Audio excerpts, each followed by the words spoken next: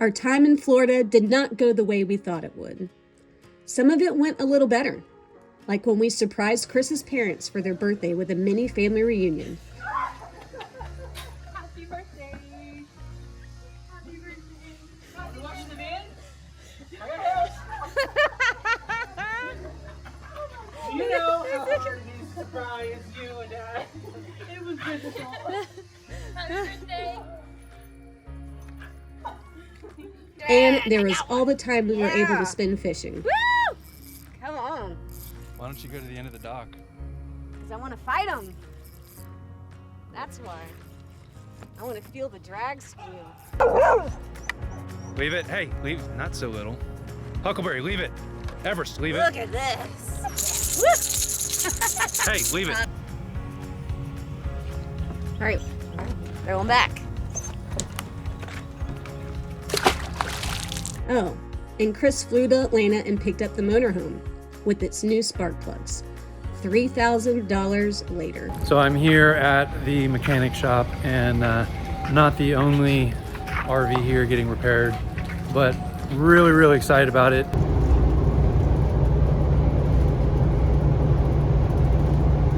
Still don't bring no junk from Georgia down into Florida. It's been a long day, but that day is coming to a close because the RV is at my parents' house. And there's the CRV. We're reunited. The dogs have been inside the camper. They're excited to smell home, to see home. Lindsay's excited to see home.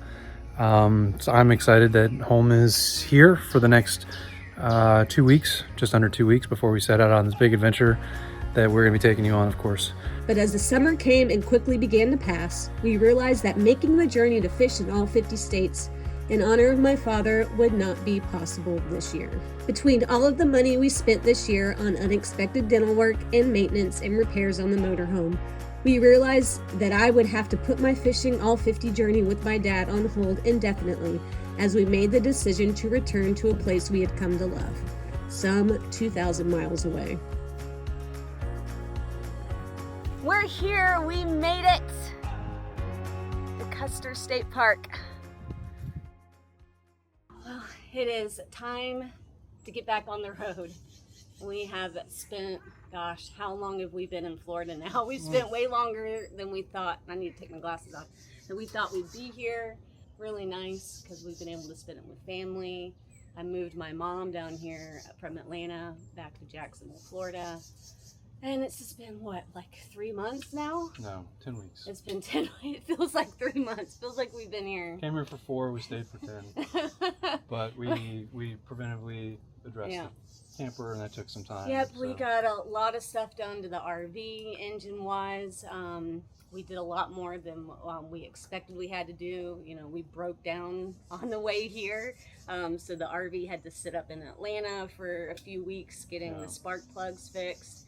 And then we found another issue with the RV that we thankfully were able to find a great mechanic down here in Florida to get all that. Just didn't want to break down on the road. To get all that fixed. So we did all something. the preventative maintenance. Yeah, we should be good, God willing.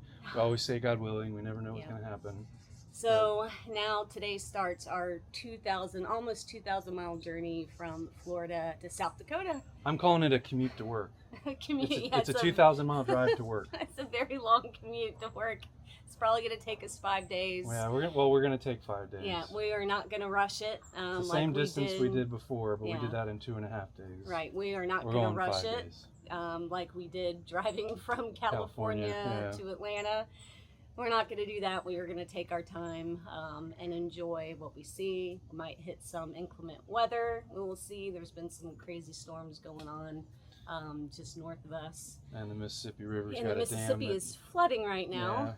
Crazy, but we're hoping to cross that in a better spot and get back to our summer work place, our home away from home in South Dakota, Custer State Park. Yep. We've spent 2 summers there, and now we're going to spend our third, or half of our third. We spent half of our third sweating. We were kind of like, do we stay in Florida this summer, or do we go back to South Dakota? Yeah, and we'll cover some of that uncertainty as we go. There's a lot to unpack that has just been crazy. Crazy, but that's us, called to wander. Yep. Never called to arrive. We're just making do, passing through. All right, so we are all packed up. Let's hit the road. Dogs are ready. This is not the easiest road to get down, but it is home for me, so it's worth every leaning tree and all the stuff I gotta go through on the narrows. Kind of special. This is the only home I've ever known. My parents bought it and moved us in when I was under a year old, and from that point forward, it's always been a place I've either lived or returned to because they've never left, and that is that's truly home.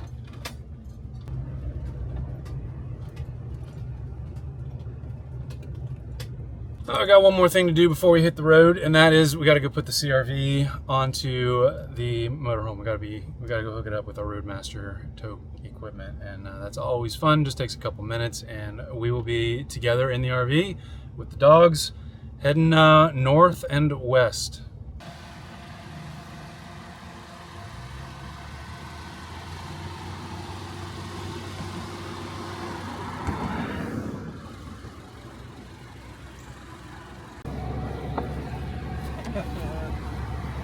What you doing? You gotta go. She's like, oh man. All ready?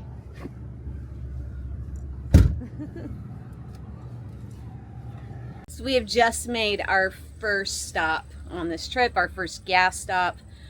We are somewhere in the panhandle of Florida off of I-10. We are taking I-10 just through the panhandle of Florida, and then we're going to take this state road or county road that's going to take us up into Alabama. We're going to drive through Alabama today and stop in Mississippi. Our plans have changed. I will get back to that in a minute.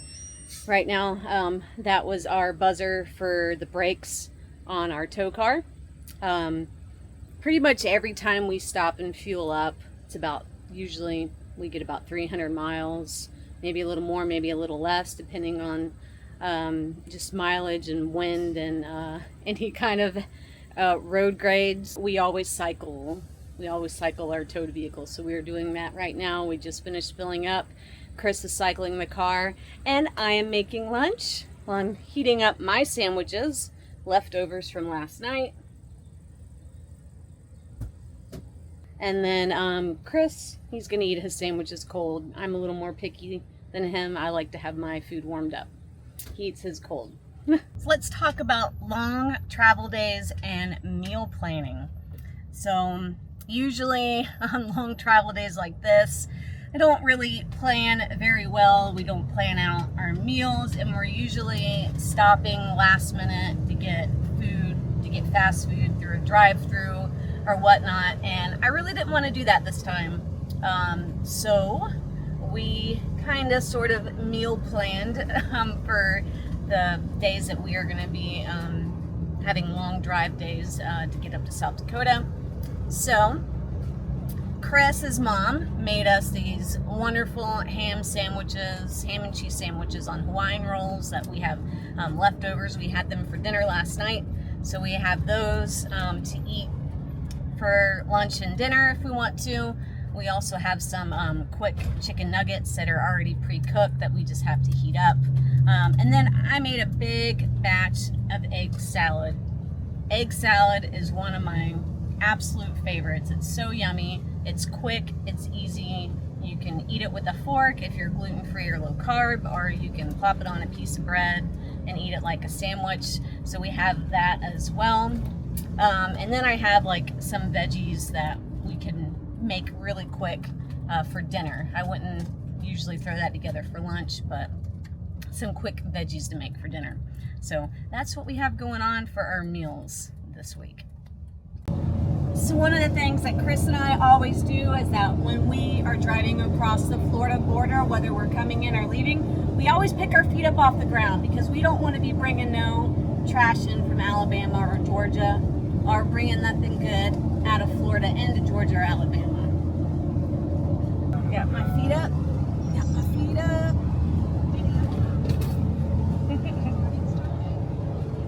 We're across. Got your feet up? Got my feet up. We're not moving when I have my feet up. We are in a small town at the Florida-Alabama line, so there really wasn't much of a sign, but we just crossed the border in Alabama, and we didn't bring any of the good from Florida and Alabama. Sorry if you're from Alabama. I'm sorry. Go Gators. Alabama! No Alabama. If you know Chris and I, and you've watched our previous videos, you know that we love to boondock. We love camping off grid. We love camping in the woods, in the desert, in the middle of nowhere, not in traditional campgrounds, somewhere camping for free where it's nice and quiet and not around a lot of people. Well, usually we are basically traveling in the cooler weather. This year we are not doing that. We are traveling in the summer. We are basically in the southern states. We just left Florida. It is the end of June and it is hot. It is crazy hot. So on this trip we need to find campgrounds that offer electricity so that we can plug in and we can run our AC. Now, yes, we do have a generator. We could run our generator if we were boondocking, but we don't like to be those people that run our loud generator. In a Walmart parking lot. In a Walmart parking, yeah. Cracker Barrel. Sorry if that's you, but we don't like to do that. So we have been looking for campgrounds, you know, that provide electricity, maybe a water hookup, but just electricity in general, because we're only staying a night until we move on to the next place. But we just hit our first snag. The campground that we had picked out, and you're probably thinking, well, Chris and Lindsay, why didn't you reserve this place in advance? Well, if you know us, We never do that. we never do that.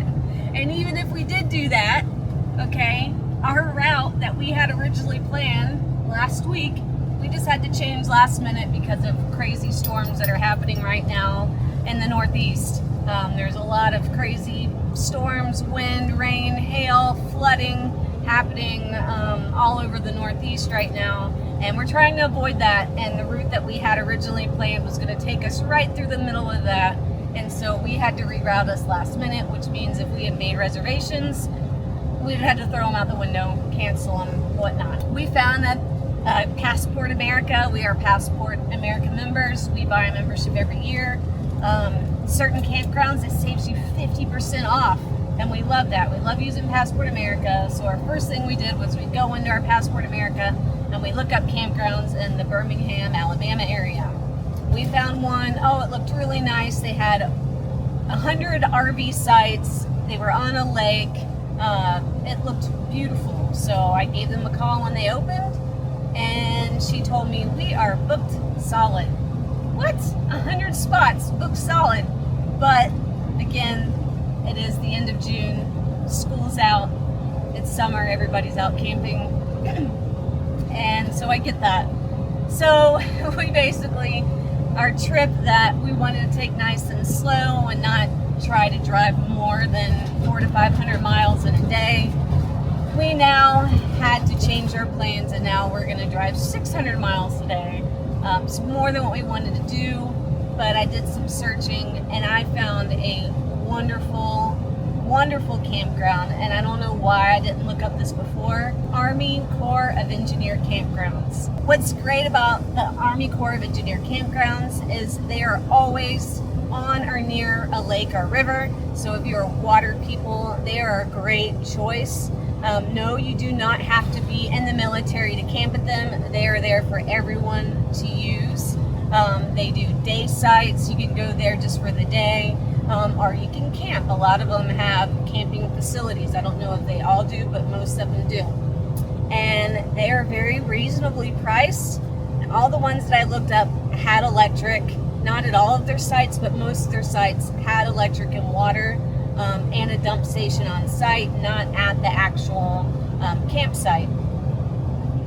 And it's just a really nice, well taken care of campground. So I ended up, I found one that was just on the border of Mississippi and Alabama, and they had availability. So I booked it for a night. I'm super excited. It's on a beautiful lake. Can't wait to show you it when we get there. And another great thing about this campsite is it was only $28. So we'll have water and 30 amp electricity. We'll be near a lake within walking distance. 28 bucks. There were no fees and no taxes. It was wonderful, and it's just basically $8 more than what we would have spent at the Passport America campground. So, and we are eyeing another Army Corps of Engineer park. We'll be getting in Missouri, and it's just going to be, it probably will only cost us around $20 a night. So, super excited for that. Tell me, Lindsay, how did you find this fantastic site? Well, I found it first because I used my Camp Indian app. There's a lot of wonderful, great apps that you can use out there. Camp Indian was one of them. I found it through that. All Stays is another great one. I think you can actually like filter it and put Army Corps of Engineers, so you can use that. But that's how I found it. I found it through there, and then I was able to make my reservations. It's basically through the government website. It's recreational or recreation.gov, and it was super easy. Like, you know, I've already had an account. Usually national park campgrounds are public land campgrounds that you have to pay for. They're all run through that recreational.gov. So I already had a login, so I just logged in, paid, bada boom, done. Super easy. That's fantastic. Thank you for sharing. You're very welcome. So while Lindsay shared some of the things that she does and how she overcomes a little adversity, I am just getting used to driving our RV again. It's this isn't the first time of any of our RVs that they've been in the shop for a little while, and I always am anxious for the first couple hundred miles. We did get this back and we drove it for about 30-40 miles and nothing was wrong, but I was just 30 or 40 miles, and now we're all loaded up and we're going like we would normally drive. And so it's taken a little time for me to get in the groove of trusting the machine, and that's just something it's kind of strange when you live full time. This is our home, this is our life, and this is what we rely on, getting us place to place, but also where we're going to put our head down tonight at the end of the drive. And so it's just it's a weird place to be in, where I want to fully trust that everything is the way that it should be, but I just can't help in the back of my mind but wonder, is there something that I missed, or is there something that the mechanic missed, or, you know, what about this sound? Did it make this sound before? And I think Lindsay would say the same thing, that we're still kind of readjusting to having our RV back and hearing the road noise and being on the road. But it is good. I'm enjoying it, other than the fact that it's over 90 degrees everywhere we've traveled, and opened the door and it's just stifling, but I've enjoyed the scenery, and I mean, it's Alabama. What's there to enjoy in Alabama? Not much. Crossing the border out of Alabama. So our second hiccup of the day is I went to go check on my phone, went to go check our Bluetooth code scanner for the engine in our RV, and I saw that it wasn't connected. So I asked Chris, hey, is our Bluetooth scanner connected to the engine of the RV? And he said, no, it's not. It's got to be, you know, we must have put it somewhere. You know, we haven't had the RV for a while now. It's been in the shop for a while, and I honestly don't remember what happened to that thing. Well, we can't find it. So, and now all of a sudden we just had a brake light come on, two different ones, right? He said the ABS light came on, and then a brake exclamation point. And I don't have the code reader unless it's in our CRV somewhere. I don't know where it is. Honestly, not even sure if the code reader can find codes for brake light. I don't know if you get like a code in the code reader for a brake light. Usually it's just for a check engine light, but I don't have any way to check it. So we're gonna have to pull over, which we would have too with the code scanner, but we're gonna need to pull over as soon as we find an exit, and we're gonna have to do some searching around in the engine bay, I guess. Yeah, but so it goes. So we found an exit to pull off on. Found a Bass Pro Shop, which is a big parking lot that we could pull into, but for some reason GPS led us into a truck, delivery truck entrance, and now one of the issues when you are flat towing a car is you can't back up. So now we are in a spot that is not wide enough to make it to make a full turnaround in our big honking RV, and we can't reverse. So we have to unhook the car. And Chris is, that's just not a good time. Not a good time, but oh well. So we're not sure what's going on. Everything looks okay. We just had 2 lights turn on the dash. One was the ABS light and one was, I think, the emergency brake light. I don't know why it would turn on unless there's some electrical malfunction, you know. It is a 25-year-old RV. But when we pulled into the Bass Pro parking lot and we turned the RV off and restarted it, those lights turned off. They turned off. So I'm hoping it's just an electrical issue. The brakes feel fine. It seems to brake fine. We did get a new emergency brake put on. These older E450s have a very strange emergency brake. It's more like a transmission brake in that it's this drum, almost like a drum brake that is connected to it's like on the drive shaft going into the transmission. And when you set it, it's got this little drum type brake that grabs onto the drive shaft, and that's how it stops. That's how it stops the vehicle. It's not like a traditional emergency brake where it's connected, it's like a brake kit on the rear brakes or whatever, and it stops the traditional way. It stops using the drive shaft. And it started leaking fluid. So we had a new one put on, and the only thing I can think is maybe something was wrong with that.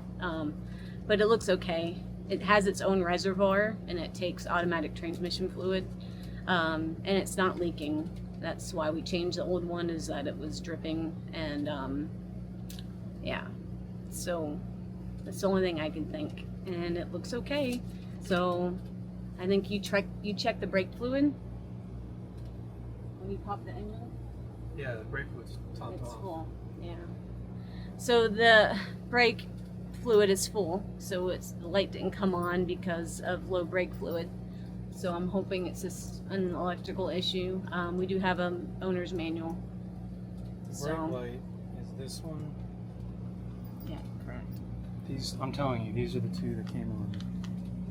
Yeah. Brake system warning. So what is that? Is that the emergency Momentarily brake? illuminates when the ignition is turned to the on position and the engine's off. Correct. We know that. If the brake warning lamp does not illuminate at that time, seek service. Also illuminates when the parking brake is engaged. Illumination after releasing the parking brake indicates low brake fluid level, and the brake system should be inspected. But the parking brake was not engaged. I even pulled the handle just to make sure there was any kind of tension on it at all. And then I did just check under the hood that the brake fluid is fully topped off.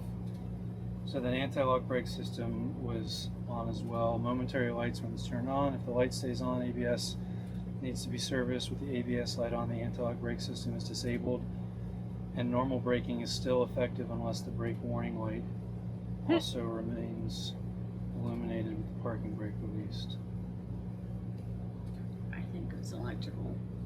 I think it was an electrical issue. And I don't think there's a sensor in that little reservoir. I mean, the only thing I can think is that there is a sensor, because this happened with the old CRV that your dad had.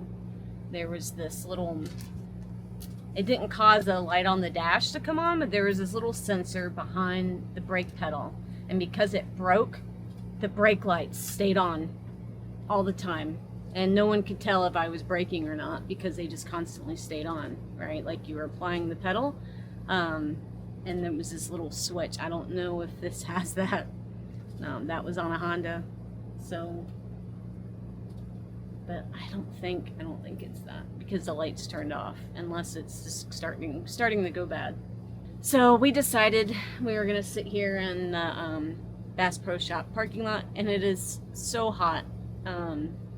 So we turned the generator on and we turned on the AC. Thank goodness for that.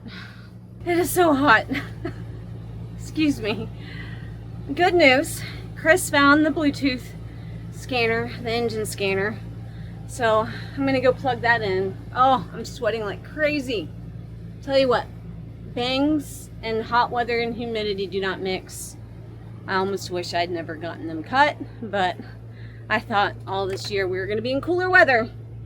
So, oh, my goodness. In other news, when it rains, it pours. When I went to go look for the Bluetooth scanner, or the engine scanner in the CRV, I checked the front, couldn't find it, so I opened the back hatch, because we have a couple boxes back there. I have too much stuff back there. I wasn't able to go through the boxes, and then Chris runs up saying, oh, I found it. And then I went to go shut the hatch, and the hatch won't shut. It's like the lock is busted on the hatch, and now the hatch won't shut. So, seriously, can't go nowhere if we can't shut the hatch on the CRV. So, man, literally, I feel like it's never ending with us. It's like one thing after another. But I'm gonna be positive. I'm gonna stay positive. We'll get it fixed. Not a big deal. All right, let's plug this thing in. I got it. Okay. And George says I wouldn't worry much. Okay. All right, so plug the Bluetooth scanner in. Hopefully maybe it'll read whatever codes, if the brake lights even throw a code. I'm not 100% sure. And Chris was able to get the hatch shut on the CRV, and we've already replaced 2 locks in that thing. We might be replacing a third. I didn't think that one was going to have to be replaced, but apparently it's going bad too. So we're just not going to open the hatch until we get to where we're going. All right, it's the same code. It's the same code that's always on there. So I was right. It doesn't pull up. It only pulls up engine fault codes, not brake codes. We've had that code. That code's been on since we bought the RV. Generator. So everything looks okay. Nothing weird on the engine scanner. So I guess we can just hang out here for a little bit, or? Yeah, we're gonna give the engine a break. Okay, so you turned it off. All right, so at least we have AC here in the main cabin. Though I don't know how cold you're gonna be able to get it in here. It's so hot outside. But yeah, we're gonna hang out here for a little bit and then give the engine a break and then get back on the road. Wish us luck. Chris ended up talking to our friend George, who is our mechanic. He's a fantastic mechanic. Basically brought our old truck camper back from the dead for us. So we usually rely on him whenever we have issues like this. And he told us he really wouldn't worry about it. He didn't think that there was a bad issue. The brake fluid level is fine. I went and double checked that. Everything seems to be working okay. The lights are not on, and so we just took a quick break, and now we're getting back on the road. Hopefully no more hiccups, except we did see that we are going to have some rain. Hopefully nothing too bad, but we are expecting to drive through some rain and have rain tonight once we get to where we're going. And here comes the rain. It's coming. Smell it.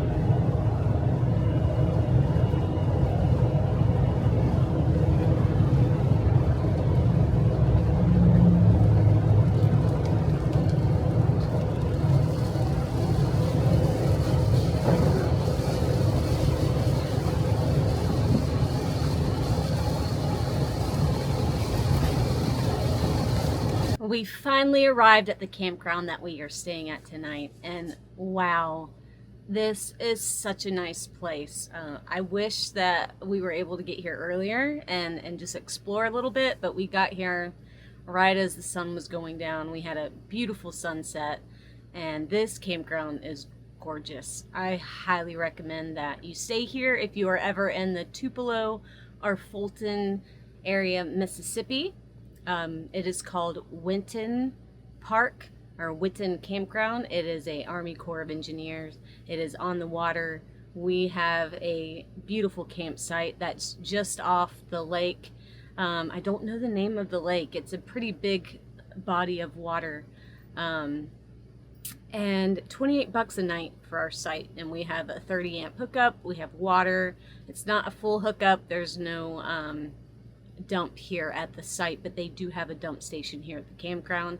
And then they have some really beautiful large campsites. We're actually next to one of their family size RV campsites that is like almost directly on the lake, that are a little bit more expensive. I don't know the price of those, but ours is $28. Well, I mean, definitely worth it. Definitely took us a lot longer travel day for us today than we had planned, but definitely worth coming here. I'm glad that we were able to come to this Army Corps of Engineer campground than to stay at that RV campground just outside of Birmingham, even though it would have been a shorter drive. We are expecting some weather or rain tonight.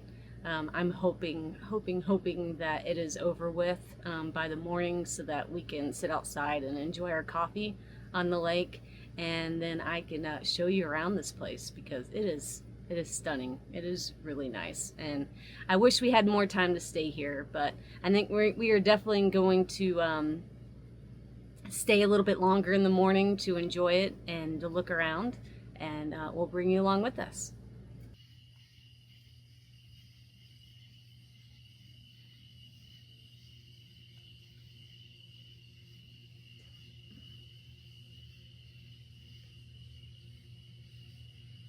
This certainly is a nice place.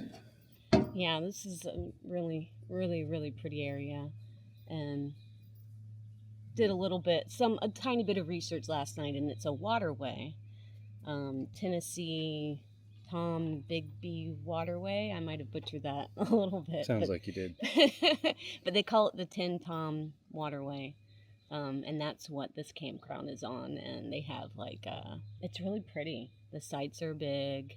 You get a picnic table and a fire pit, and there's some gazebos out on the lake, and a couple of fishing piers, and a swim beach, and it's really nice. And it didn't rain last night. And it didn't rain. I slept great. I don't know about you. Yeah, I slept good.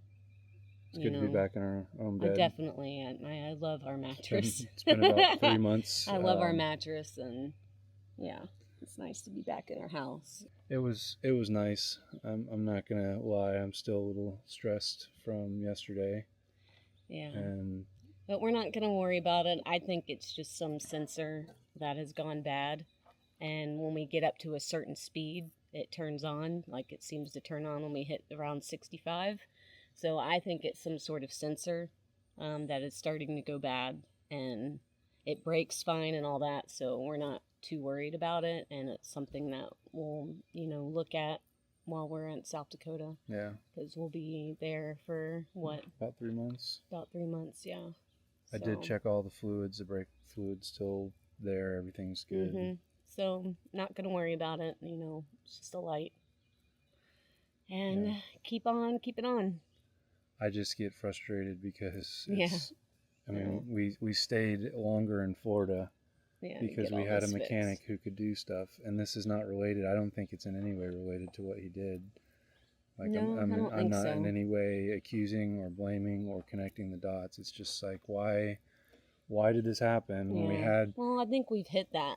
I don't know that those miles on this engine that where stuff's gonna. It's just Small stuff like that is gonna so start hard to break. find somebody to work on our rig, and then we found someone who was honest and hardworking and knowledgeable, and that's why we said, let's just do everything you can do. He was like, your front brakes look like they need to be done. You want me to do them, or you want to take it somewhere? I was like, nope. Maybe the sensor got knocked around when he put the. We Yeah. don't know. I just, like I said, it's So- frustrating for me because we stayed several extra weeks in Florida because we were going to get everything fixed, and now it's like it's not everything fixed. And I know that's life. If we had a house and we had to put a roof on, we couldn't afford a $20,000 roof or a new air conditioning unit or whatever house would bring. We would be out of the ability to do that too. So it's just it's part of our lifestyle, part of our home. I am going to be more optimistic today and live in prayer while we're driving, and just, I don't think it's anything big. It's something. Yeah. It's just a sensor. I'm the driver, right? Lindsay's driven a total of 3/4 of a mile. I drove more than that in Nevada. Okay, she drove 10 miles straight in Nevada when I thought I was sick, and it turns out I did have COVID years ago.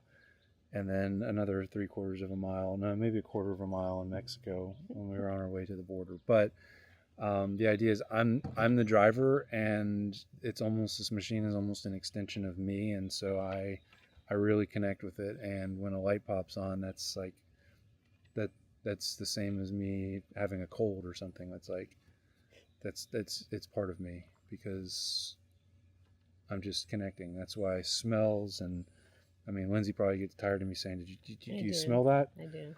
Like, we had a truck go past us yesterday that it smelled Pretty like death. sure it was leaking propane. I don't even think I it was don't know. propane. It was a smell smelled that so bad. But neither it of looked us. but it looked like a gas truck. Yeah. That's what it looked like. But neither of us had ever smelled the smell in our lives before, and it was so god awful. And it was around the time that we got back on the road and the light was on. I'm like, It was not an engine smell, though. I can tell you that. It just But- smelled like death. but in my head, I'm like, okay, so what does brake fluid and transmission fluid smell like if you combine them together at 200 degrees? Because I'm thinking of like all the things that could be going wrong inside our truck to create this smell. And Lindsay's like, no, it's that truck. And I mean, I knew it was, but that's just to say, like, I'm so hyper aware as we're driving because I've driven tens and tens and tens of thousands of miles with my hands on the steering wheel, my foot on the gas pedal, and just feeling every vibration, every smell, every sound. That was how we knew we had an issue with the spark plugs before we knew it was an issue. Was I heard something was off just a little bit from what it was when we pulled into this gas station. And so that's just part of being the driver, is just being really aware of things. But today I'm going to try to rest and relax a little bit. Not rest. We're driving. I could put it on cruise control and take a nap, right? No, you can't take a nap. This is a self-driving. You can probably put on cruise control. Self-driving RV. It's time to pack up and get on the road. It's sad, but yeah, we need to pack up. We're not trying to have long drive days. In fact, we're an hour late from what we would have done driving from California to Georgia. So we don't really have to go. And when we're stopping earlier, I want to stop at a place before sunset. Yeah. Like this place last night was cool because It would have been nice to be here. the fireflies were everywhere. Like that was really cool, and it would have been nice to have some time with the sunset. So we got to balance having to make a large chunk of ground with the fact that we can only go so fast and so far in a day. So on that note, let's start going fast and far. And we have, 2 campgrounds in mind that we might get to. One's a Passport America. Plan A, Plan B. One's a Passport America. And one's a state park. They're only separated by 30 miles, so it's not like we might need to find another Plan B that's a little bit closer. So if we just feel like we don't want to drive we're driving, Google will say 8 hours, but 8 hours really for us 10. is at least 10 hours. And Did we lose an hour at all? No, because we're going up now. yeah, we're staying central. We've already gained an hour. Yeah, so we're not going to have that back like we did yesterday, which that was fortunate. We got that extra hour because otherwise we'd arrive in the dark. and I don't want to do that. So we'll try to get to where we're going. The thing about these long hauls is, one, I don't like them. It's about the destination, but in this case it's hot everywhere we are. Yeah. So I wouldn't even want to take our time getting to South Dakota. I know it's 20 degrees cooler in Custer State Park, which is crazy, than everywhere else, and no humidity. Yeah, so I kind of just want to get there. And the other thing about these long haul drives is when you're driving, you're just driving. Like if we only drove 4 hours trying to get somewhere, it would take us a whole lot longer. Yeah. So what are we going to do with the other 20 hours in a day? Like we've got to do more than just drive for 4 hours. So even if we drive for 10 hours, that leaves 14 hours in a day that we're just sitting around. So. All right, time to pack up. Yep, let's go pack up and go. All right.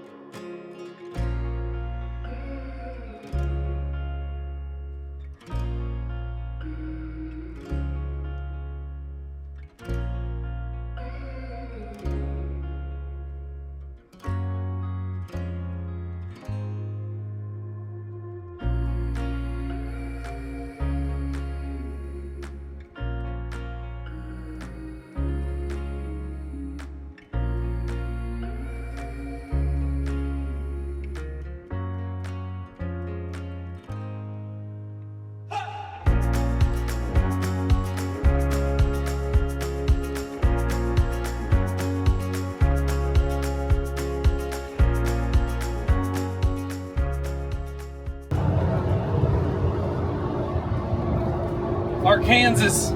We made it. We made it. We made it to Arkansas. Arkansas. Huckleberry. Mississippi looks all right. Yeah, it doesn't. They don't look like they're having flooding. There's a big sandbar over here. And that could be the flooding. Yeah. It's not supposed to be water around. Oh yeah, I guess I didn't think of that. And a big truck.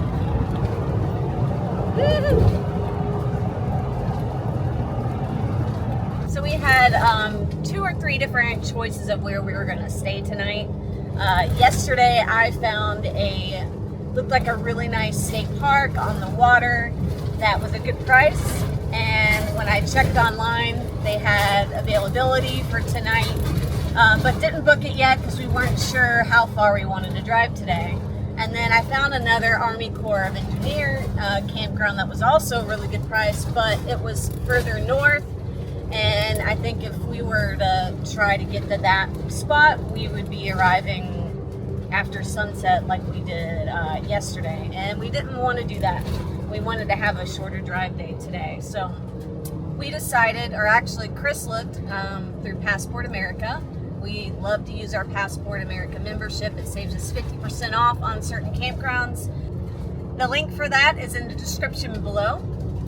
And saves you 50% off campgrounds. We use it all the time. So Chris looked up to see if there were any campgrounds in a closer area that had Passport America. And sure enough, there was a nice campground on a lake for $10 to $12 a night, which is a steal of a deal. Like, you can't find that anywhere besides like a free public land campsite. Still very humid today, so we still want to have, you know, an electric hookup, and honestly, you really can't beat the $12. So we went ahead, we gave them a call. The owner was really nice. He has availability, so we went ahead and we booked it. So we have a shorter drive day today. We're gonna drive through this short distance through Tennessee, get up into Missouri, and I think it's just north of Springfield, but south of Kansas City. So that's going to be our stopping point for today, and hopefully it's a nice little campground. We should have full hookups, so we'll be able to shower in our RV tonight. Hopefully it'll be nice. Another issue that we noticed yesterday was our gas mileage went down to 6 miles to the gallon. We normally get 7. Sometimes if we're lucky, if we have a tailwind behind us, we get 8. But we usually average around 7 miles to the gallon. And yesterday we were getting 6. And this is the first time that we have actually second time that we have driven our RV since we had the spark plugs changed. I say second because Chris drove the motorhome from Atlanta to Florida after it got fixed. And when he did that, he noticed that he was only getting about 6 miles to the gallon. So we were a little worried. We're like, man, we just did a tune-up on this thing. You know, it shouldn't be getting, you know, this crappy gas mileage, or at least 1 mile per gallon less than what we normally get. But today, we just filled up and we calculated the miles, and we reached 7. So it's a lot cooler today. It's overcast, still humid, but much cooler temperatures. Yesterday it was close to 100 degrees and crazy humid. And so we just chalked it up that the RV was working really hard yesterday. And I think just the heat and the humidity and even the AC, we were kind of having some issues with that. It just wasn't working as well as it usually does. And we normally don't drive this RV in this hot of weather. And this is like one of the first times that we've really driven it through hot, humid, very high temperatures. It was over 100 degrees yesterday. Yeah, it was over. Yeah, I got into the CRV once to start it up and it said 115, but I know that's because it was hot inside the car too. And it started to cool down, but it said 115 degrees on the temperature gauge in our CRV, which is crazy. So it was really hot, and I think the RV was just really struggling, you know, in that hot and humid weather. And today it did much better, so that's great. That was one less thing to worry about. Memphis might be a beautiful place. When we first got here in 2018, we went downtown, walked around Beale Street, had some delicious barbecue, of course, but driving in Memphis, if you can avoid it at all costs, there's a whole lot of stuff going on, lots of highways. The roads in Baja, I think even some of the worst roads in Baja are better than the roads in Memphis, so I'm not a big fan. And I knew when we were coming this route, I looked at every way that we could go. It's like anywhere in the south we're trying to go west, we end up going through Memphis. The roads are atrocious in Memphis, and there's a lot of lane changing and a lot of turn-only lanes pop up. And so one of the things that I like to do when I'm driving is I try to get in the middle lane as best I can in the middle, and obviously go with the speed of traffic the best you can. That whole thing about driving in the right lane is definitely true when you're a slower vehicle on the open highway, but when you get into the city situations, it's good to be in the middle. Because I've found it's actually dangerous to be in the right lane and then have to get over quickly to the left when traffic is merging or when that lane turns into an exit only. So just something that I've picked up over the years of driving, particularly in crazy places like Memphis, which I say this is the last time I'm driving through Memphis ever, but I have a feeling we'll drive through Memphis again someday. Just not for a very, very long time. Well, we just made a quick lunch stop at this really cute park, and I think we're in Mammoth Springs. Mammoth Springs, Arkansas. Mammoth Springs, Arkansas. Almost in Missouri. And we're almost to Missouri. And this cute little park is a state park, Mammoth Springs State Park. There's a river that flows through here. I saw people down swimming in the river, and it's a pretty busy, cute little park. We let the dogs out for a quick little break and to stretch their legs and get a pee and a poo out, and now it's time to make a quick lunch. I'm going to make a little egg salad on a Hawaiian roll. Looks like Chris is doing the same thing, stealing my idea, huh? It's good. It's good. Shouldn't be eating bread, but it's delicious. Yeah, but it's hard, you know, it's hard not to eat bread when you have to make something quick. It's just so, McDonald's. Yeah, exactly. It's better than McDonald's. Car's good. So good. I also forgot to mention that it was time to cycle the car, the Toad. So I went out and recycled the Toad. I do that every 300 miles, and it is hot, and it is time to go. So very quick break, but Chris finished eating. I can eat in the passenger seat, so we're all good. Let's get back on the road.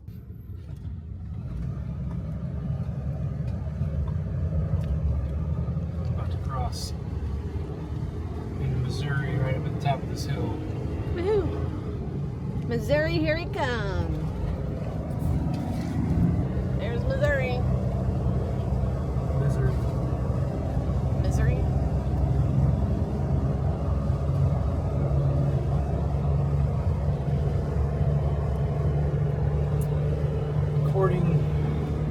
According to the NCAA athletic programs, we are still in the southeast, even though we're in Missouri. We're pretty far away from Florida. But God bless the SEC. Is that a new thing? Go Gators. Gas went up a couple dimes. Oh, really? Yeah. Man, we were getting gas for under $3 a gallon there. Yep. Now it's back up. Mississippi, of course, welcomed us the cheapest gas, but Arkansas was pretty cheap too. In fact, Arkansas would have been cheapest if I went to Lowe's. Yeah. Well, I saw gas prices for $2.84. Where was that? Where was that? Mississippi? We started in Mississippi, yeah. That must have been Mississippi. Arkansas, there was a $2.87 at a Love's, and I could have got 10 cents off of that. Wow. So $2.77. Come on, man! Come on, man. Come on, man! So we've been driving these twisty, turny mountains in northeastern Arkansas, coming into Missouri. And there's a driving tip that I tell people, particularly in Baja, where you don't have cell service a lot of times between trips. But here, it's good practice to put in your destination on your GPS, even if the road might say stay on this road for 100 miles. So I like to put the destination into Google just so I can see the turns that are coming ahead. So like on a lot of these roads, there's the truck grade warning sign that we're going to go downhill. And then I like to look at the phone and see, is it really narrow twisty turnies like intestines? Because that's bad, like switchbacks.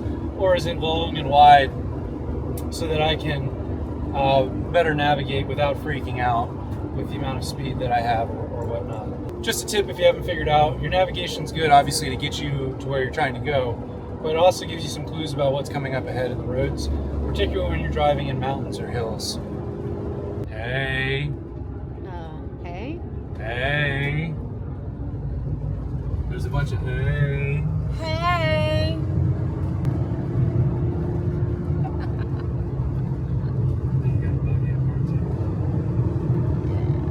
We've just entered Amish country in Missouri. We are on the back roads of Missouri, middle of nowhere.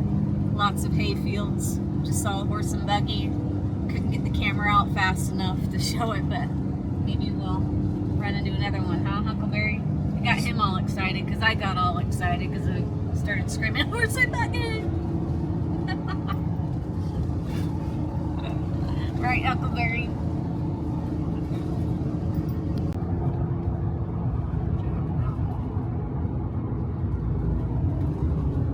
There's one. Oh, it's on. Another? Oh, they were working out in the fields. This is really cool. I didn't know that Missouri had Amish country. There's more over there. There's a blacksmith. This is so cool. Isn't it, Huckleberry? Yeah. Love all those smells. Sheep and hay and horses.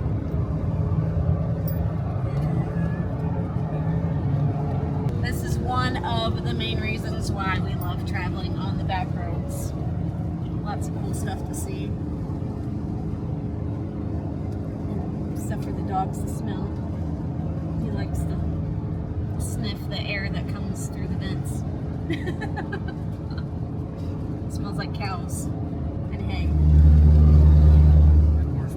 And horse poo. So Google is taking us down some pretty backwood Missouri roads to get to this RV park. That's where it is. Yeah, I don't know who would be driving down here in their RV. Oh, we honestly don't know what this park looks like. We just know that it's on a lake and it's Passport America campground. And yeah, I guess we'll see when we get there. So I'm like, I don't know, I'm kind of expecting it to be somebody's yard or something. We'll see. But hey, for $10 to $12 a night, right? Full hookup. You can't beat that. Unless it's what if it's a clown house? If it's a clown house, we're turning the heck around and going to that state park.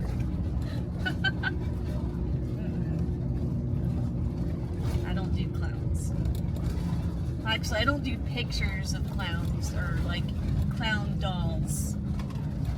Like real life clowns don't freak me out, but pictures, I don't do pictures or paintings or dolls that look like clowns.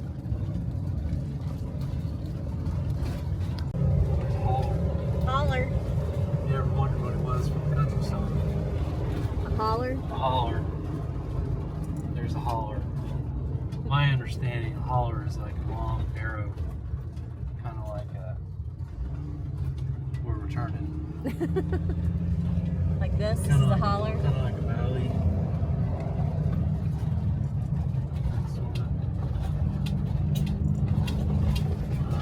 This place is called the Outpost. The Outpost. The Missouri Outpost. We'll just keep going down here and hopefully someone doesn't get mad for us driving on their holler. Hopefully the clowns don't start walking by us. What if we came to a yard and all they had were like pictures of clowns out? I would flip my lid. That's what I'm gonna do for Halloween one day. No. Can't really turn around.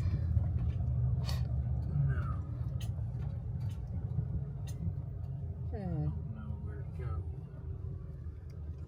So I'm gonna Call him.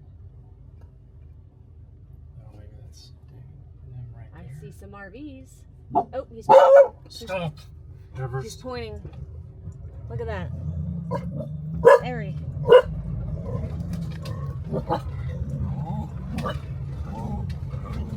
Stop. Stop. There we go. $10. Not really on the water. There we go. Campground entrance. Do we need to unhook? Yeah, we're gonna have to. Yep. $10. So this is what?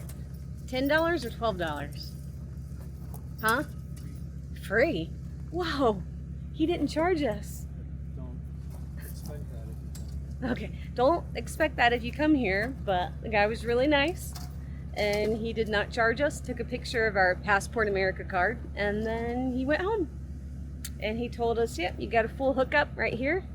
So if you ever, want to come to backwoods Missouri, so apparently there's a lake around here somewhere. We might go looking for it, but this is what it gets you. We got a nice little green area over here. Full hookup, not level, but that's okay. We can put our blocks underneath and level out. Got a boat. Some RV neighbors. And our site. Now that we've made it to our full hookup campsite, we're going to show you our essentials for when we hook up at a full hookup campsite. Always check the water. It might come out there. Ooh, that's nice and clean. It's not too It's not what? doesn't have too much force. Yeah, A lot of times these pumps have a lot of force. on the well have a ton of force. But we'll add our thing just in case. Pressure gauge.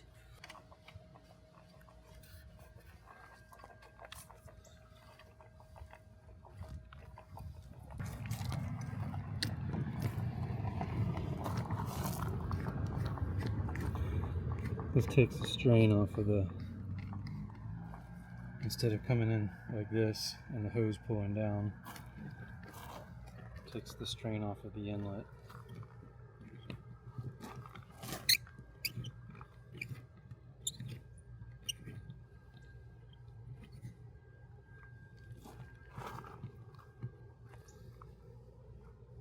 basic surge protector basically. Ours isn't the fanciest. But it does its job. We've never had any issues. Actually, what it does a great job of is telling if there's any issues with the wiring.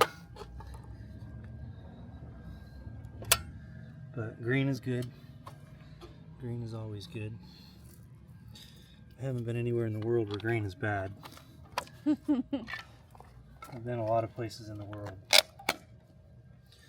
There's a blue light. Is that normal? Yeah.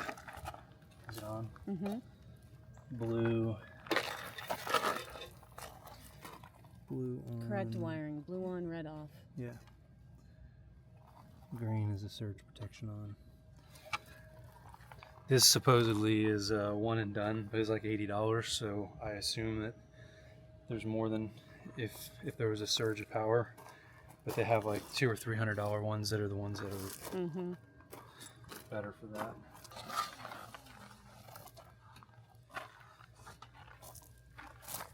Why is it that we don't have a normal stinky slinky? Why do we have just a garden hose, Lindsay? Because we don't have a traditional toilet. We have a composting toilet-ish that we built, so we divert the urine. So the only thing that comes out of our black tank is liquid. Pee. Well, you said And gray water. pee. Is liquid. So all we need is the standard garden hose. And our cap is not standard because it hooks up to the garden hose like so. And then there's an extra nozzle there. So not only will we have to pull the Schrader valve, but we also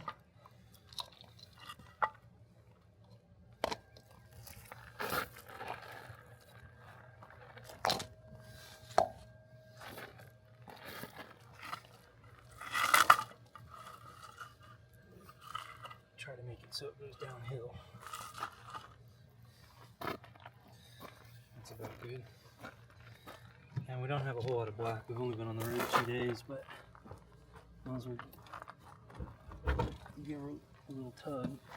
There goes your pee. Bye, pee-pee. Bye-bye. We are not 14 years old, but sometimes we act. We like to act like it. Most of the time we act like it. Smell of pee. Never leave that open. Right is over here. So I'm gonna pull that, and I am gonna leave that open. Leave that because open. We're gonna shower, and it'll flow right on through. All right, so power's on. Gonna go turn the inverter off. Yep, inverter off, AC on. Switch over our fridge from propane to shore power. So we are on shore power now, which means we can turn our inverter off. We got a really fancy power system. It's not fancy, but we have a second transfer switch that we built in that uses our inverter to power all of our outlets. That's not normally the case. We'll talk more about that in a later video. But we're going to turn this off. Our shore power takes precedent over our inverter with that transfer switch.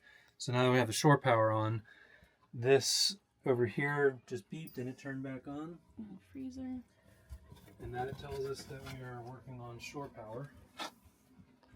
Because otherwise, when we turn the inverter off, there should be no power going to it at all. So that's a good confirmation for us that we're on shore power. And then we can switch our fridge over. Yep, switch the fridge over. So right now it's on propane. We're going to turn it on auto. And by default, our old school fridge will switch over automatically to whichever source. It'll automatically pull from shore power if it has the option. If it doesn't have the option on auto, then it'll go to gas. So if we didn't plug into shore power, for example, like last night where we had just water, if we put it on auto, it would actually pull from the batteries, not from the propane. It likes power first, propane second. But we're telling it now to go right to shore power. So that's the inside setup. The water pump we don't need to use because we have shore power, although I didn't turn the well on, so I can't show that working yet. And it's hot in here, so it's time to turn on a little air condition. Excuse the mess. Get it going. Oh yeah, AC. And one of the best thing about being hot and sweaty, look, I got, what is this called? Tit stains, tit sweats? The man tits? Are you allowed to say tits? Tits isn't a bad word, is it? I mean, Are we bleeping it out? Or bleep, bleep, bleep, bleep, bleep, bleep, bleep, bleep, bleep. bleep stains? Bleep stains? Because I have bleep stains, I'm going to take a shower. The problem in this camper with taking a shower is, well, see, Lindsay's got a little... Yay! All my plants are in here. And I get to move them all. Fun. And then your shorts fell on my plants. Oh, they're not shorts, babe.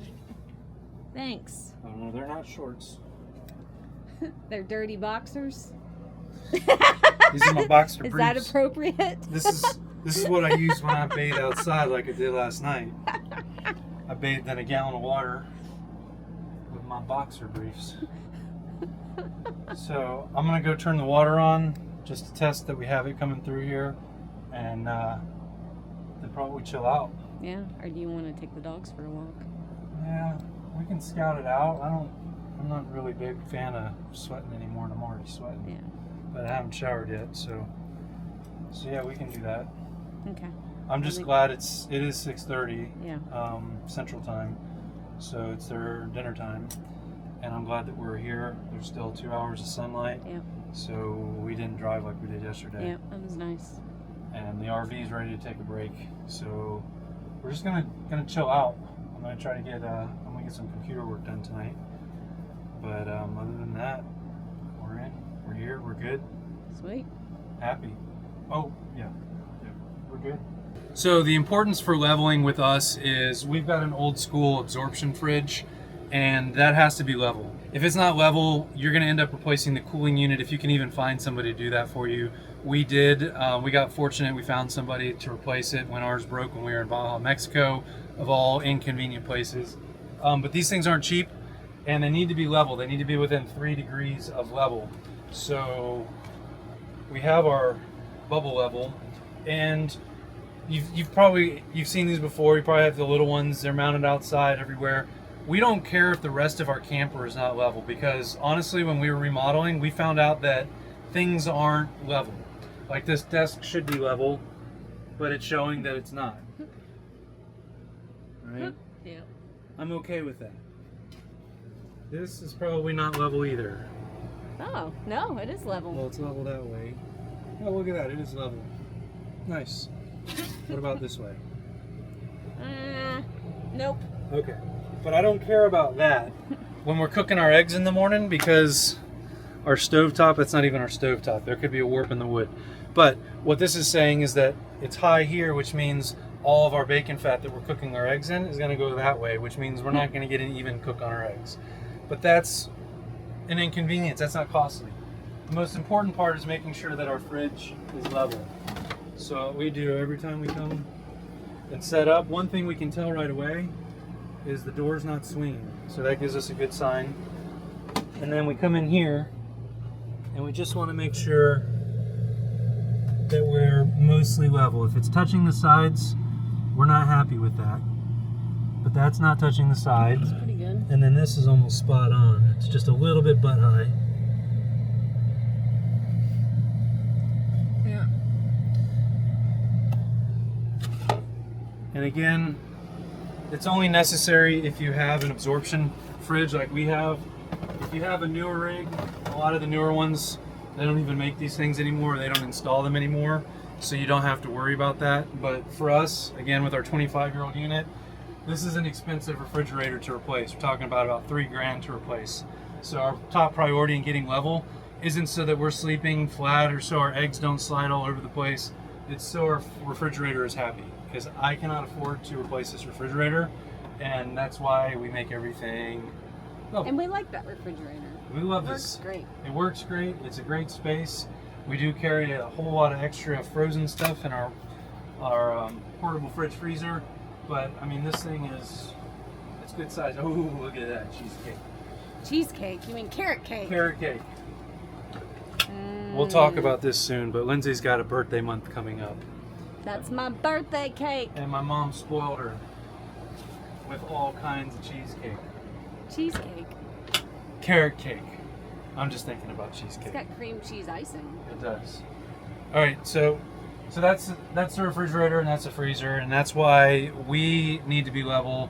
Again, if you don't have this kind of refrigerator, you don't necessarily need to be level, but we have to be within 3 degrees of level. So we're happy. Let's go for a walk and check out the area. I hear that there is a very big lake just behind this property. We're gonna see if we can find some access to it and take the dogs, get them out.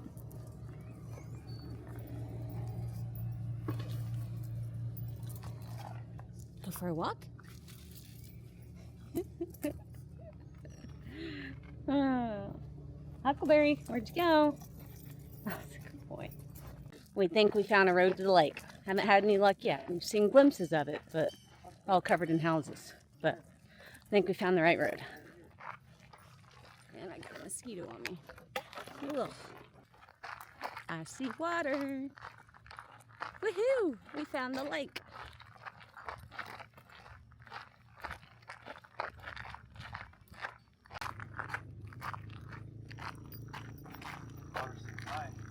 Yeah, pretty.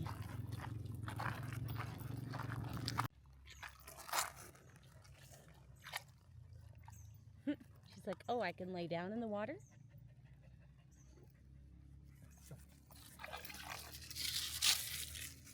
It's dinner time. Yeah, it's fast.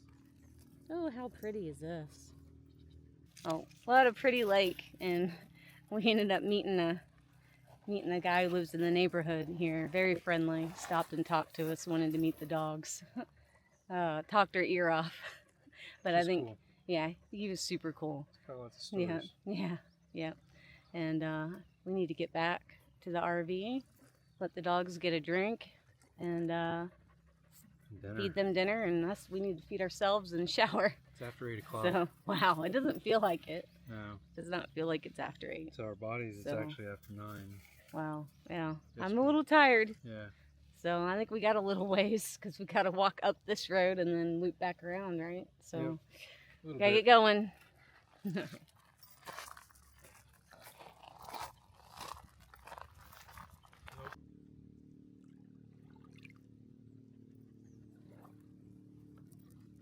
We just spotted some white-tailed deer.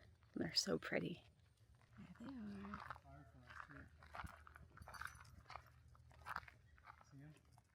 they are. I'm just looking at the deer.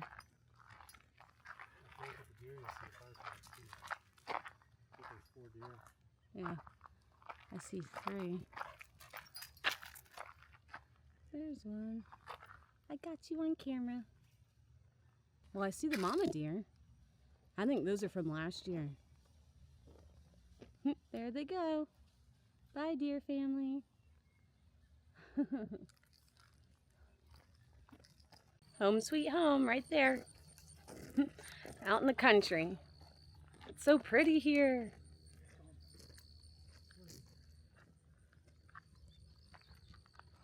Missouri was a beautiful surprise for us and put us over the halfway mark to returning to South Dakota. Although we had the brief scare with the dash lights, everything seemed to be working out in our favor. Would our fortune continue? Well, only Nebraska could answer that for us. Stay. Stay.